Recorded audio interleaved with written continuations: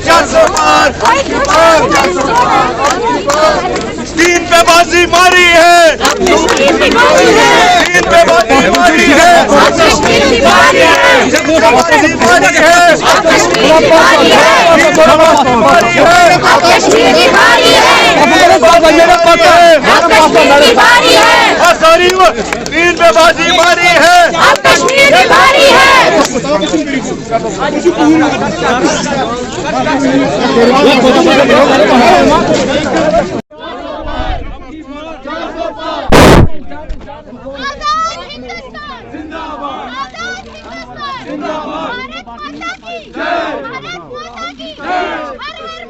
घर घर मोदी, घर घर मोदी।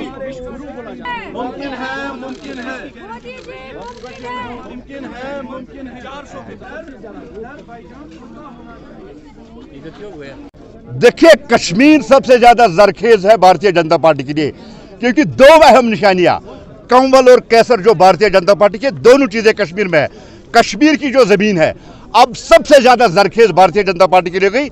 यही वजह है कि वो पार्टियां जिन्होंने 70 साल तक यहां लोगों को धोखा दे दिया, अब रात में ही नहीं दिन में भी अब उन्हें सपने देखने की आदत है। ये अलग बात है कि सपनों पे टैक्स नहीं लगता है, लेकिन कल की जीत के बाद जिस तरह से कल हैट्रिक मारी है और अगली हैट्रिक हम 2024 में मारने वाले हैं। नरेंद्र मोदी जी 400 पार करके फिर एक बार देश का वजीर बना। मुझे लगता है कि उन पार्टियों की नींद उड़ गई है, इसलिए कल से जो उनके सुर है वो बदले बदले हमें दिख रहे हैं। और कल तक जो पार्टियां कह रही थी कि कांग्रेस का जो झूठा प्रोपेगेंडा था, ये इंडिया अलायंस का जो झूठा प्रोपेगेंडा था, वो एक बार कल लोगों ने रिजेक्ट कर दिया। और कल लोगों ने विकास, डेवलपमेंट, पीस, प्रोग्रेस, प्रॉस्पेरिटी, सबका साथ, सबका विकास और सबका विश्वास को वोट देकर एक बार यह फिर जाहिर कर दिया है कि नरेंद्र मोदी जी देश के लोगों के मसीहा है, गरीबों के मसीहा है। चाहे वो वुमेन्स ब्लॉक हो, चाहे नौजवान हो, चाहे फार्मर हो, सबको साथ लेके चलने वाले नरेंद्र मोदी जी ने कल धूल चटाई कांग्रेस को, और कांग्रेस का जो आखिरी किला है कल उसको भी नेस्त नाबूद करके 2024 की जो दस्तक है वो कल दे दी। मुझे लगता है कि यहाँ की जो रीजनल पार्टीज है जो सपने देख रही है, उनको भी अब मुझे लगता है कि थोड़े कम सपने करने चाहिए। वैसे भी अब उनको नींद आएगी नहीं, और सपने तब होते हैं जब नींद, लेकिन खुले आंखों से जो सपने देखे जाते हैं वो अब बंद करने चाहिए। यानी कि जिस तरह से अभी आपने कहा कि INDA को भी बनाया गया पूरे मुल्क में ताकि भाजपा को नीचे किया जाए, लेकिन उसने भाजपा ने कल उसका जवाब दे दिया। कश्मीर की मैं बात जानना चाहता हूँ, कल ही उमर ने कहा कि अब जो है INDA से भी कोई रिजल्ट नहीं निकलने वाला है। इस चीज को कैसे देखते हैं? देखिए, उमर साहब तस्लीम कर चुके हैं अपनी हार और इंडिया की हार तस्लीम कर चुके हैं। क्योंकि मैंने कहा ना, सब बार बार जाके कहना कि हम जीतेंगे और हम ये करेंगे। मैंने कहा ना, ख्वाबों पे कोई टैक्स नहीं लगता है, खुली छूट है, जितना मर्जी हो देखे। लेकिन अलग बात है, दिन के सपने कभी सच नहीं होती है। इस बार 50 पार भारतीय जनता पार्टी जम्मू कश्मीर में करेगी, और जो नया वजीर आला होगा जम्मू कश्मीर में वो भारतीय जनता पार्टी का होगा और देश का वजीर आजम होगा। फिर एक बार आदरणीय नरेंद्र मोदी जी होंगे। कश्मीर कब इलेक्शन देखने वाला है? देखिए, हो सकता है इलेक्शन बहुत जल्द हो, पार्लियामेंट के साथ भी इलेक्शन हो सकते हैं, इसमें कोई नहीं है कि कोई टाइम फ्रेम है।